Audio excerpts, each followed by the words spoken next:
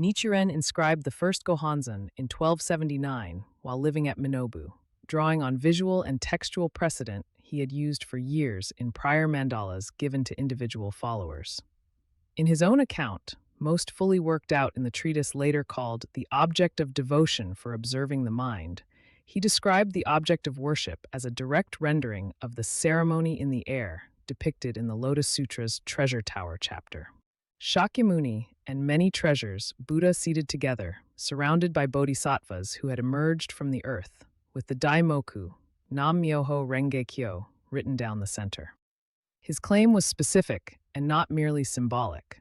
He held that the 10 worlds, from hell to Buddhahood, were literally present in a single human life moment, and that the mandala was a diagram of that mutual possession made visible so an ordinary person could focus devotion on it directly rather than on a carved or painted Buddha figure. This was also a polemical move. Nichiren was explicit in his letters that he regarded statues and paintings used by other schools as inadequate or worse, and he framed the Gohonzon as correcting what he saw as centuries of misdirected practice following the Buddha's death. He did not present this as one option among many.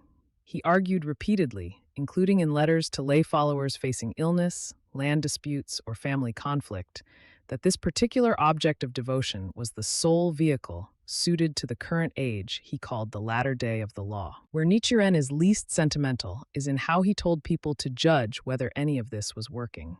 He distinguished between documentary proof, whether a teaching is supported by scripture, theoretical proof, whether it holds together logically, and actual proof, which he treated as decisive, what happens in a practitioner's actual circumstances after taking up the practice. In letters to individual followers, he pointed to recoveries from illness, resolution of disputes, and improved fortune as the kind of evidence that mattered more than scriptural argument. And he was willing to have his own claims tested against outcomes in his followers' lives, rather than resting on authority alone. That standard cuts both ways, and Nichiren did not shy from it. He wrote to followers who doubted him after hardship, addressing their disappointment directly, rather than reframing suffering as automatically meaningful.